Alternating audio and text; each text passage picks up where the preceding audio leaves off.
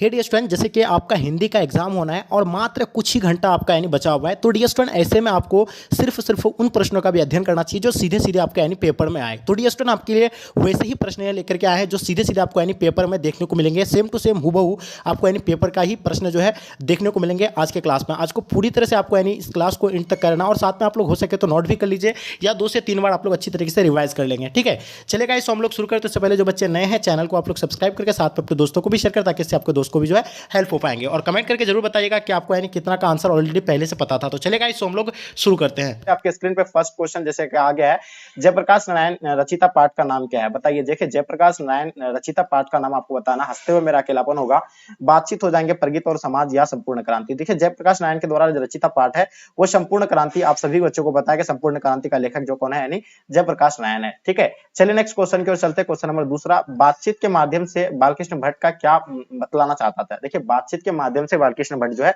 बातचीत की शैलियों को बतलाना चाहते थे। क्या शैलियां चाहते थे? यानी बातचीत की शैलियों को बतलाना चाहते थे। तो इसका आंसर आपका यानी बातचीत की शैली बिल्कुल एब्सोल्युटली राइट आंसर हो जाएंगे। चलिए क्वेश्चन तीसरा नंबर क्वेश्चन, ओसदानिडा शीर्षक पाठ किस विधा के अंतर्गत आता है?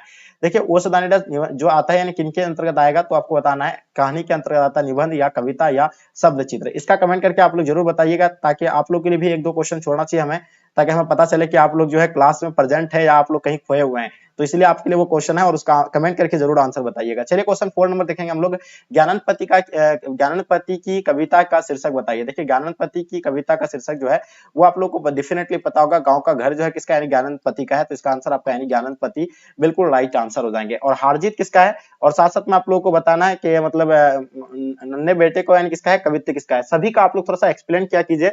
इससे क्या होता है कि हमें यानी मतलब खुशी होती है कि हाँ, आप लोग की तैयारी जो है बिल्कुल ऑलमोस्ट यानी सही है। नहीं तो ऐसे लगता है क्या कि आप लोग रटे हुए हैं, जो ABCD करके आप लोग आंसर दे रहे हैं। नहीं, ऐसा नहीं होना चाहिए। तो आपको यानी बताना है कि ज्ञानंद की कविता शीर्षक जो है यानी कौन सा है। तो ये तो आप लोगों को बता दिए हम कि गांव का घर किसका है, यानी ज्ञानंद का है। तो ये तो आंसर आप लोग का परफेक्ट आ गया है।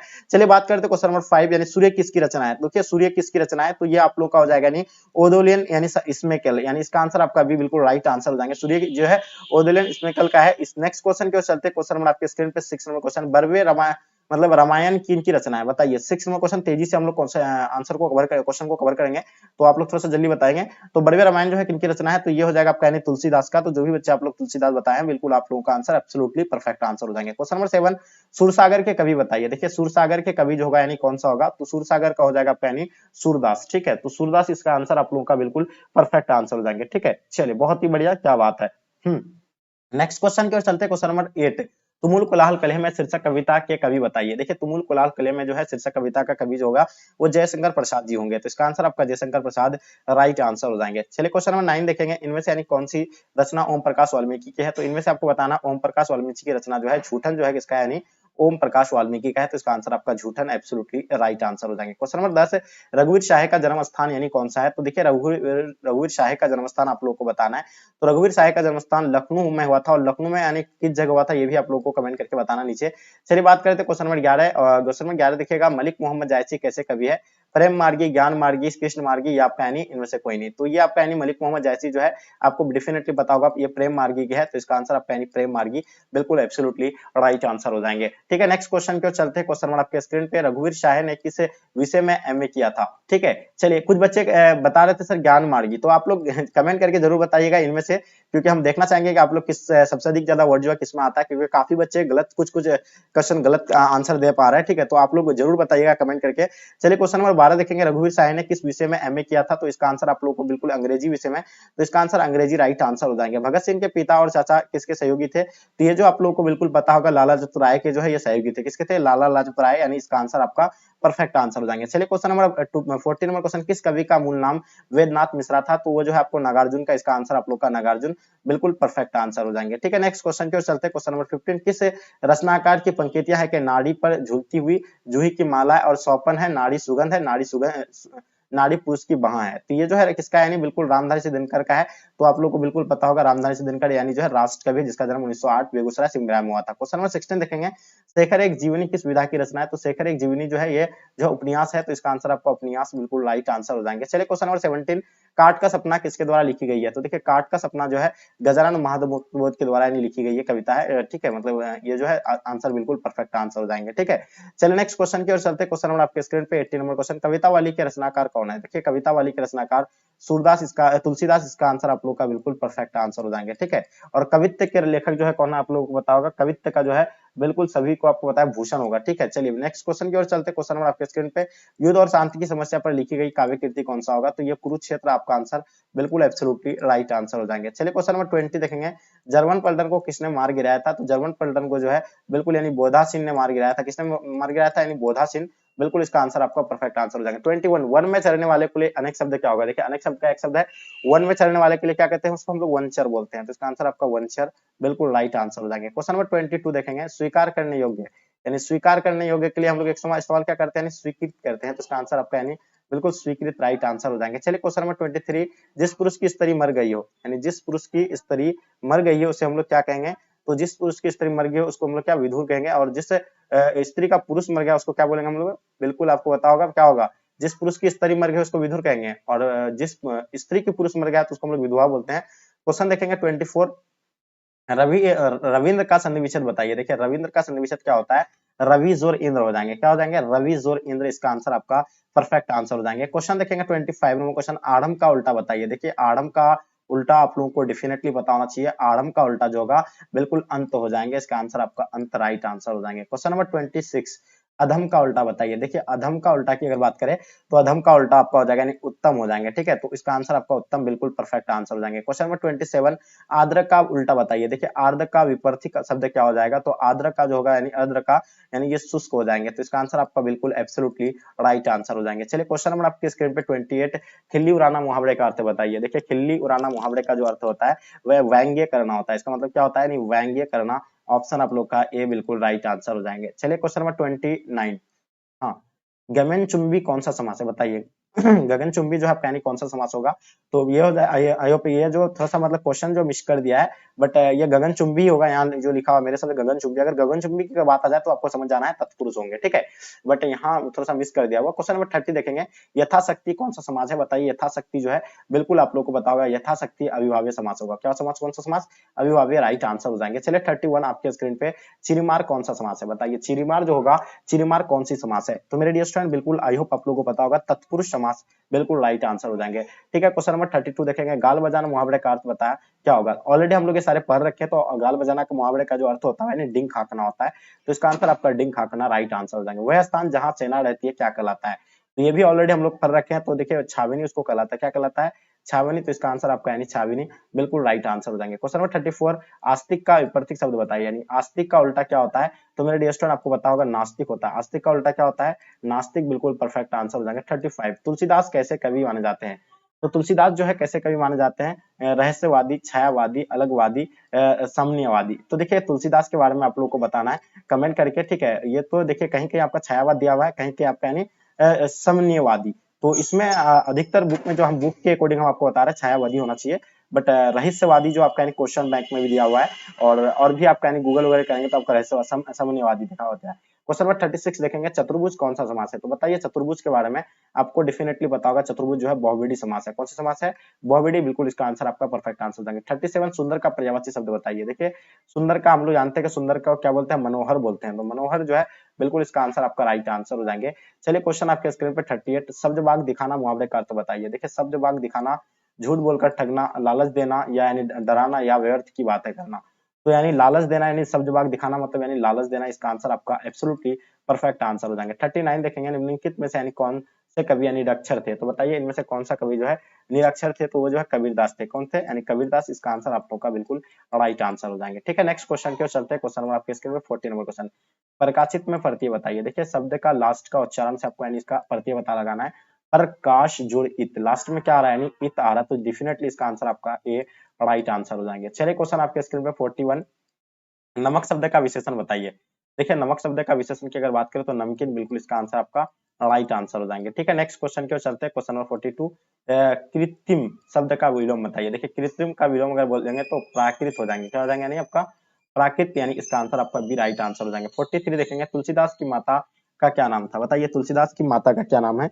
तो बिल्कुल आपको पता होगा, उसका माता का नाम जो थी यानी हुलसी थे। ठीक है, इसका आंसर आपका हुलसी राइट आंसर हो जाएंगे। चलिए क्वेश्चन नंबर आपके स्क्रीन पे 44, निस्तार मतलब निस्तार शब्द का सन्निवेशन बताइए। निस्तार का क्या हो जाएगा आपका, यानी निहिजोर तार हो जाना चाहिए, तो इसका आंसर आपका निहिजोर तार एब्सोल्युटली राइट आंसर हो जाएंगे। चलिए 45, कुर्सी शब्द संज्ञा है, बताइए कुर्सी शब्द जो है कौन सी संज्ञा है, ये आप लोगों को बताना है। तो कुर्सी शब्द जो होगा आपका यानी जातिवाचक संज्ञा हो जाएंगे, तो इसका आंसर आपका बिल्कुल एब्सोल्युटली राइट आंसर हो जाएंगे। चलिए क्वेश्चन नंबर 46 देखेंगे, उच्च शब्द का विशेषण बताइए। देखिए उच्च शब्द का विशेषण की अगर बात करें तो उच्च का ऊंचा हो जाएंगे। ठीक है, उच्च का ऊंचा ही हो जाना चाहिए। ठीक है, चलिए नेक्स्ट क्वेश्चन की ओर चलते हैं। क्वेश्चन नंबर आपके स्क्रीन पे 47, बेईमान शब्द का उपसर्ग बताइए। देखिए उपसर्ग और प्रत्यय मिलकर एक नया शब्द बनता है, तो बेजोर ईमान, यानी इसमें क्या लगाया गया है, उपसर्ग यानी बे लगाया है और ईमान प्रत्यय है, तो बेजोर ईमान यानी कि मिलकर के क्या हो गया, यानी बेईमान हो गया है।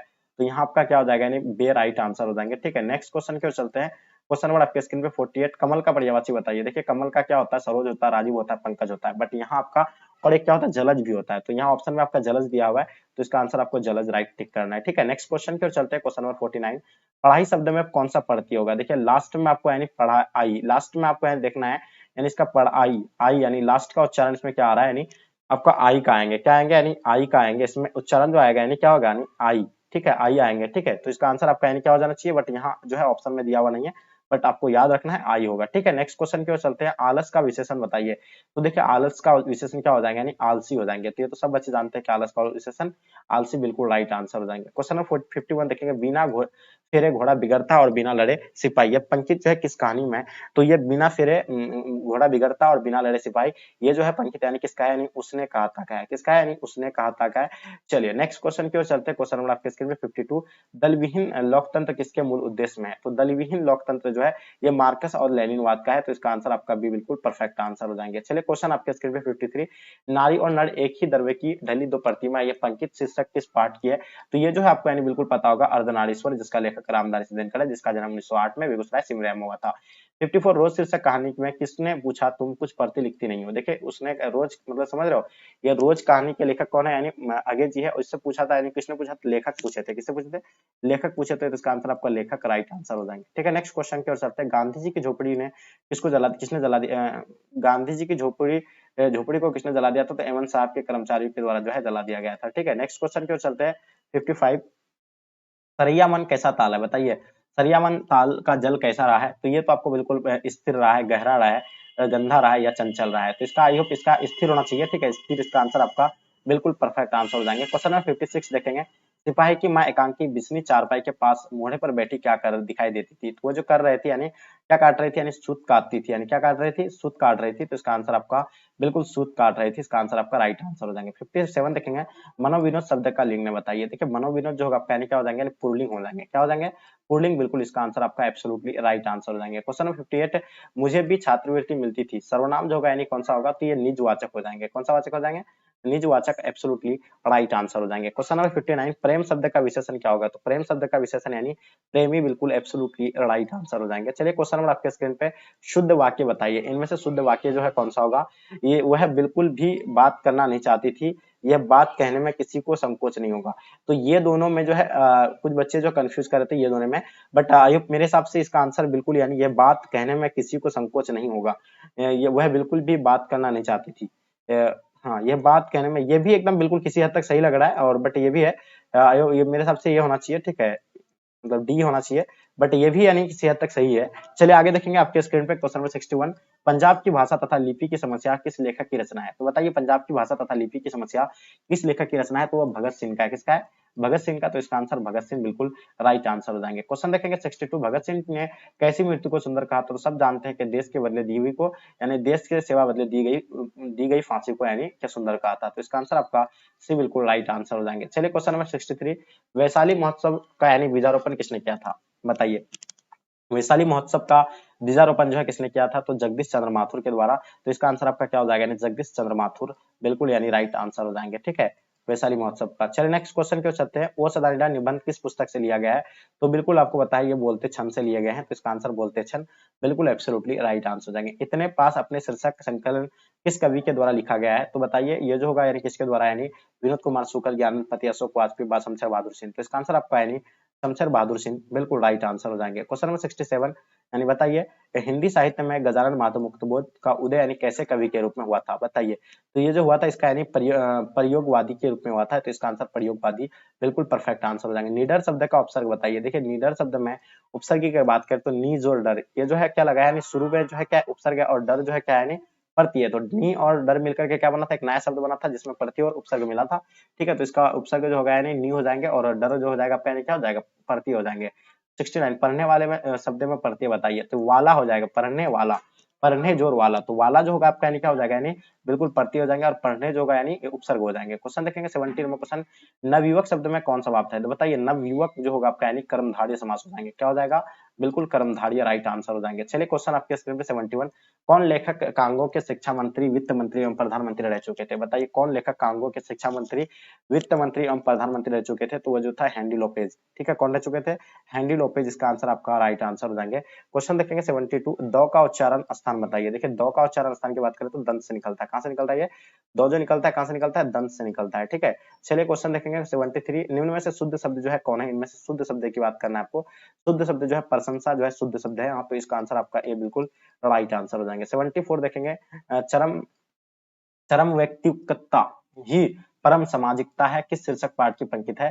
तो ये जो होगा आपका यानी परगित और समाज का होगा, तो इसका आंसर आपका सी बिल्कुल राइट आंसर हो जाएंगे। ठीक है, नेक्स्ट क्वेश्चन 75, यथार्थ के इस लेन देन का नाम ही संसार है, ये पंक्ति किसके द्वारा लिखी गई थी? तो ये जो आपका होगा मलियस के द्वारा लिखी गई थी, तो इसका आंसर आपका मलियस बिल्कुल राइट आंसर हो जाएंगे। चलिए क्वेश्चन नंबर 76 देखेंगे, छत्रसाल दशक के कितने यानी छंदों में महाराजा छत्रसाल की वीरता का योगदान यानी किया गया है? तो ये जो आप लोगों को बिल्कुल पता होगा 10 छंदों का, तो इसका आंसर आपका ऑप्शन डी बिल्कुल राइट आंसर हो जाएंगे। चलिए क्वेश्चन नंबर 77, कंकाल उपन्यास किस कवि की रचना है? बताइए कंकाल उपन्यास जो है किसकी कवि की रचना है? तो ये जयशंकर प्रसाद का है, तो इसका आंसर आपका यानी जयशंकर प्रसाद बिल्कुल एब्सोल्युटली राइट आंसर हो जाएंगे। क्वेश्चन 78, धर्म शब्द जो है क्या है?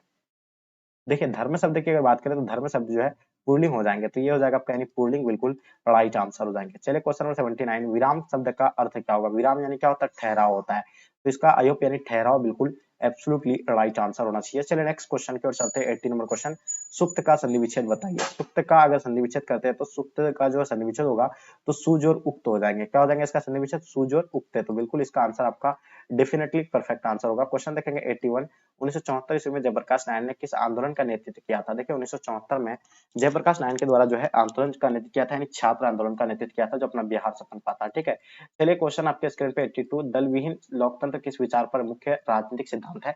तो दल विहीन लोकतंत्र किस विचार का मुख्य राजनीतिक सिद्धांत है? तो ये जो होगा आपका यानी सर्वोदय का विचार का, यानी बिल्कुल इसका आंसर आपका परफेक्ट आंसर हो जाएंगे। चलिए नेक्स्ट क्वेश्चन 83, रामधारी सिंह दिनकर के पिता का क्या नाम था? तो बिल्कुल आप लोगों को रवि सिंह आई होप पता होगा।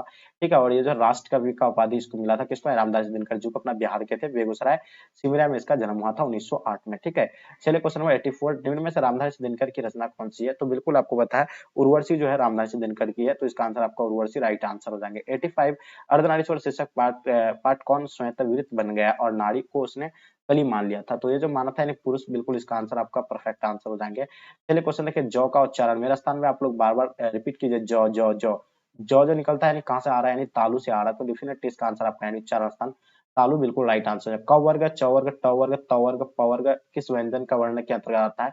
तो ये जो आता है यानी ये स्पर्श व्यंजन के अंतर्गत आता है। ठीक है, तो इसका आंसर आपका स्पर्श व्यंजन बिल्कुल राइट आंसर हो जाएंगे। ठीक है, चलिए क्वेश्चन आपके स्क्रीन पे 88, निरोग शब्द का संधि विच्छेद बताइए। देखिए निरोग निजोर रोग, यानी क्या हो जाएगा, निरोग का निजोर रोग हो जाएंगे। ठीक है, चलिए नेक्स्ट क्वेश्चन की ओर चलते हैं। क्वेश्चन नंबर 89, इनमें से शुद्ध शब्द यानी इनमें से कौन सा है? तो शुद्ध शब्द जो है इनमें से यानी कौन सा लिखा हुआ है? तो तात्कालिक जो है यानी बिल्कुल सही तरीके से यानी तत्व है, तत्व है, तत्व है, यानी तात्कालिक, यानी तात्कालिक ये भी जो है शुद्ध लिखा हुआ है, तत्व है, तत्व ये भी जो है लग रहा है उसी तरह का, लेकिन ये तत्व नहीं है, तात्कालिक जो है इसका आंसर बिल्कुल परफेक्ट आंसर हो जाएंगे। क्वेश्चन देखेंगे, विंध्याचल विंध्याचल शब्द संज्ञा कौन सा होगा? तो विंध्याचल जो होगा बिल्कुल व्यक्तिवाचक हो जाएंगे, तो इसका आंसर आपका व्यक्तिवाचक बिल्कुल एब्सोल्युटली राइट आंसर हो जाएगा। मुंह शब्द जो होगा आपका यानी कौन सा लिंग होगा? तो मुंह जो होगा यानी स्त्रीलिंग होंगे, उभयलिंग होंगे, पुल्लिंग होंगे। तो मुंह शब्द जो होगा यानी बिल्कुल पुल्लिंग हो जाएंगे, इसका आंसर आपका पुल्लिंग बिल्कुल परफेक्ट आंसर हो जाएंगे। मोहन डाकेश का जन्म कहाँ हुआ था? बताइए। मोहन डाकेश का जन्म बिल्कुल आप लोगों को पता है, यानी मोहन डाकेश का जन्म जो है कहाँ पे हुआ था? तो जंडी वाली गली अमृतसर में हुआ था, तो इसका आंसर आपका परफेक्ट आंसर हो जाएंगे। चलिए क्वेश्चन देखेंगे 93। सिपाही की माँ शीर्षक पाठ में कुंती कौन है? बताइए। कुंती जो इसमें बिस्नी की पड़ोसन है। कुंती कौन है? बिस्नी की पड़ोसन है, तो इसका आंसर आपका बिस्नी की पड़ोसन बिल्कुल एब्सोल्युटली राइट आंसर हो जाएंगे। 94। नामवर सिंह के पीएचडी का विषय यानी क्या था? तो नामवर सिंह जो है किसमें यानी पीएचडी कर रहे थे? यानी पृथ्वीराज रासो की भाषा में पीएचडी कर रहे थे, तो इसका आंसर आपका बिल्कुल एब्सोल्युटली राइट आंसर हो जाएंगे। वाद विवाद संवाद क्या है? बताइए। देखिए वाद विवाद संवाद जो होगा आपका ये हो जाएगा यानी आलोचनात्मक यानी निबंधों की पुस्तक है, ठीक है, तो इसका आंसर आपका परफेक्ट आंसर हो जाएंगे। चलिए नेक्स्ट क्वेश्चन की ओर चलते हैं 96। आचार्य रामचंद्र शुक्ल को यानी सूरसागर पर सीमित लगा क्योंकि वह क्या थे? यानी हाँ वो जो थे यानी गीत काव्य थे, यानी गीति काव्य थे, तो इसका आंसर आपका बिल्कुल एब्सोल्युटली राइट आंसर हो जाएंगे, ठीक है। चलिए 97 नंबर क्वेश्चन देखेंगे। गांव का घर शीर्षक कविता के रचनाकार कौन है? तो गांव का घर का लेखक तो आपको बता दिया ज्ञानंद पति है, तो इसका आंसर आपका एब्सोल्युटली राइट आंसर हो जाएंगे। 98 देखेंगे 1995 ईस्वी में परिवेश सम्मान किसे प्राप्त हुआ था? तो वो जो हुआ था यानी ओम प्रकाश वाल्मीकि को हुए थे। किसको हुए थे? ओम प्रकाश वाल्मीकि, बिल्कुल इसका राइट आंसर हो जाएंगे। चलिए नेक्स्ट 99 नंबर क्वेश्चन। झूठन शीर्षक पाठ में किसने झाड़ू छीनकर यानी दूर फेंक दिए थे? तो उसमें लेखक की पिताजी ने जो है झाड़ू फेंक यानी दूर फेंक दिया गया था, ठीक है। 100 नंबर क्वेश्चन देखेंगे हम लोग। 1870 से लेकर 1890 के बीच यानी गैडो मोपासा की कविता की कितनी यानी पुस्तक प्रकाशित हो गई थी? तो उसमें जो प्रकाशित हुआ था यानी एक प्रकाशित हुआ था, तो इसका आंसर आपका यानी बिल्कुल परफेक्ट आंसर हो जाएंगे।